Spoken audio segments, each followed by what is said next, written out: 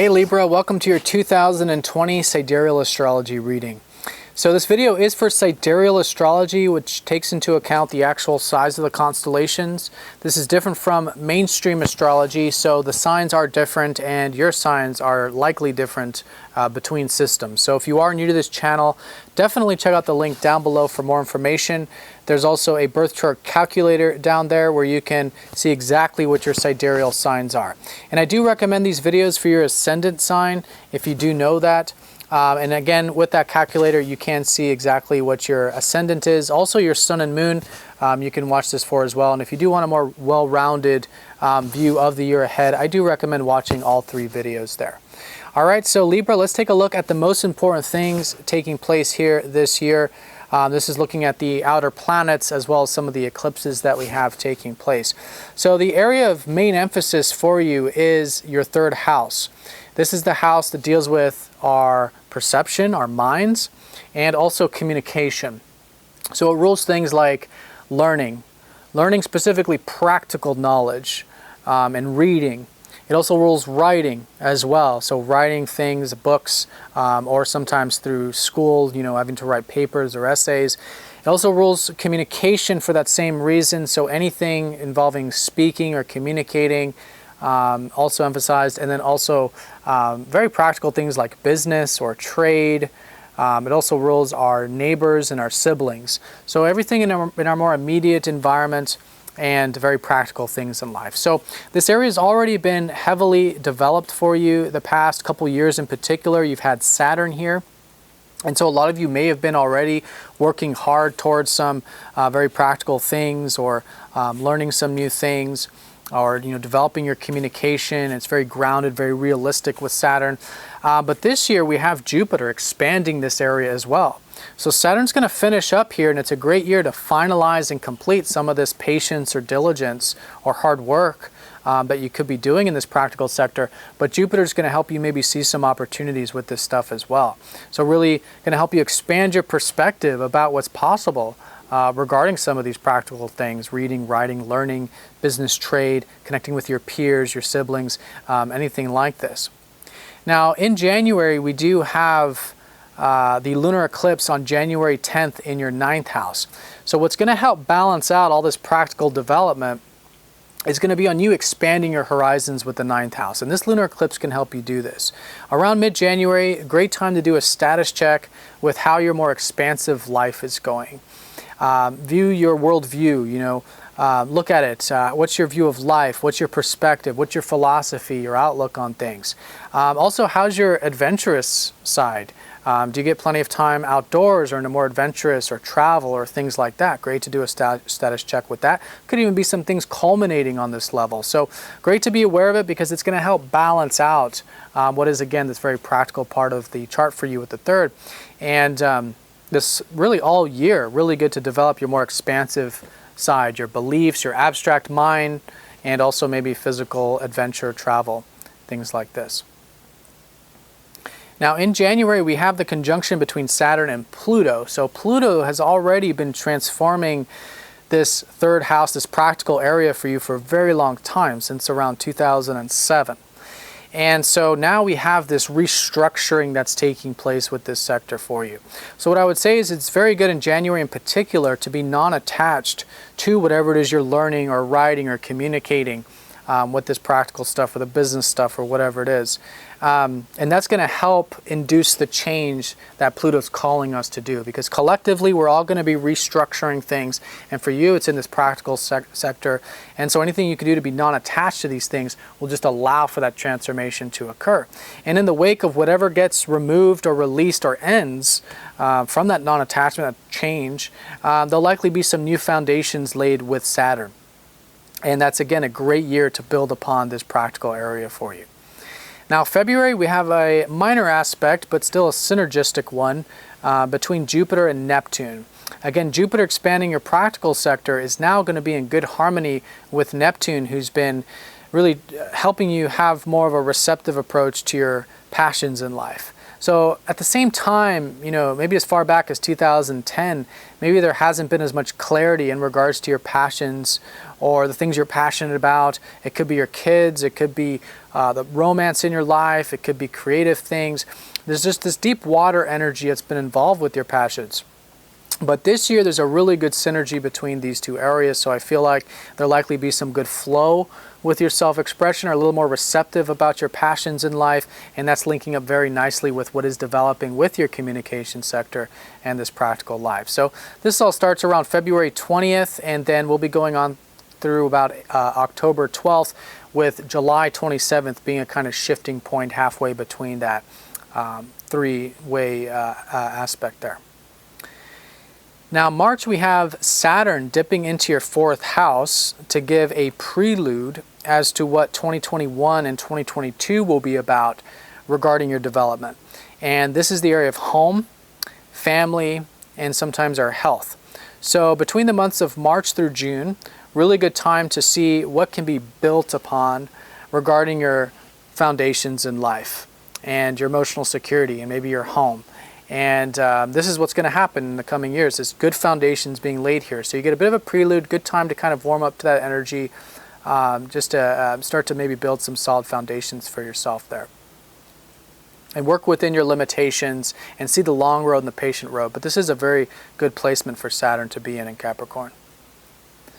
Now in April, we have Neptune going into a very good placement of Pisces. So that's going to be from April through September, until Neptune officially enters Pisces for good starting February of 2021. So between April and September, we get this little bit of a prelude as to where we can approach things a little more receptively for you with your work and routine. Some of you might start to gain some dreams or ideals about what you can do with your work, or some of you maybe about your health, your personal development. And what Neptune's going to help you do is bring in a little bit more of that receptive approach into your routine. So maybe spiritual activities, day-to-day routines that bring in a little more peace into your life, like meditation or something. And into your work as well with your routine. Maybe bring in some of that Neptune energy. It's about imagination. It's about intuition. It's about really accepting what is and being grateful for what we have in the sector, which then allows more of that flow. So there are some deep spiritual lessons with Neptune, but I feel like well set in Pisces, that's going to come across a bit easier, collectively speaking. Now, also in April, starting around April 4th, is we do have Jupiter passing over Pluto. So there is going to be some illumination of some of the deeper things that are transforming for you in that practical sector. So again, great for non-attachment, but in this sense, I would say really good to dive deep with yourself in your psyche, or do some shadow work or something in regards to maybe some fears or inhibitions about maybe communicating or writing or speaking, or doing some of these practical things, maybe with your business or whatever it is. And Jupiter is going to really help illuminate this and help you see the positive side or the bigger picture of these deep, where you can really empower yourself and maybe make some transformations and some changes and some waves here in your practical life sector. It could again also deal with your relationship with your peers, your neighbors, or your siblings as well with the 3rd house. So that starts around April 4th till about November 12th, with June 30th being the shifting time with that. Now June, we have a solar eclipse in Gemini. That is your 9th house, and again, that's going to help balance out a lot of this practical energy. So something new starting to emerge mid-year in June in regards to your travel side or free-spirited side, or maybe your philosophy or abstract side, that more free-spirited stuff in life. So good to see what new emerges. I would say it's good to be flexible around this time, because we're going to have a lot of retrogrades. Venus will be retrograde the month and a half leading up to it, Mercury during, and the 2 weeks after it. So just good to be flexible, but recognizing that the second half of 2020 is still really good for, again, developing this more expansive side of yourself, the abstract side and free-spirited side and adventurous side. And this new beginning, the solar eclipse in late June, could help move things along there in that direction. Now September, we have Neptune coming back into Aquarius, into your 5th house. So between then and, like I said, February of 2021, it'd be good to maybe finalize more of this receptive approach to your passions, having more of that acceptance to what you're passionate about, the things or people close to your heart, maybe even doing hobbies or interests that are more spiritual in nature or intuitive or creative or imaginative in nature. And anything you've been doing on that realm since 2010 could start to be wrapping up and finalizing here. And again, as you get into 2021 and onward, there'll be a little bit more clarity about your passions and things close to your heart once Neptune leaves that sector. Now in November we have a lunar eclipse that's going to be in your 8th house of healing and transformation. So just a good time in November, around November 30th, to do a status check with your deeper life. Is there anything we can do to heal? Again, empower ourselves towards maybe some things involving shared resources or other people's money, or having healthy dependency or healthy codependency, like healthy emotional security and healthy boundaries. Really good time to do a status check with that stuff. And this is really where things start to shift and look a little bit different in the year, because the nodes are changing signs. And so it starts with this illumination of what's important to your deeper values and your deeper life, and having a little more balance when it comes to your deeper connections and the things that are important to you on that deeper level. And to do the empowerment work and the transformation work to, really cultivate more spiritual and physical health in our lives. Now, December, we have a solar eclipse on December 14th in your 2nd house. What's going to help balance out a lot of that deeper stuff that you're becoming aware of, or the healing or whatever that is going to be on cultivating your material security and your self-reliance, your inner resources. So something new starting to emerge here could even be some things from the past, maybe involving finances, resources, self-reliance. You're probably going to be in a very self-reliant state by this time of the year and going into all of 2021. So just good to see if there is anything that you can maybe start to cultivate. But do recognize that there's not really a whole lot to do here with this, as much as it's just to be aware of what might be surfacing. And there's some karmic stuff for resolution here. And in this way, we're allowing some past energy to be resolved. So it can certainly, like I said, cultivate some self-reliance, some resources, things like this. But the important thing here is that as we become more aware of these things, it's going to help us release it and have a little bit more freedom and a little more spiritual liberation, as we can practice a little more of that non-attachment and surrendering when it comes to these things. That's the South Node solar eclipse.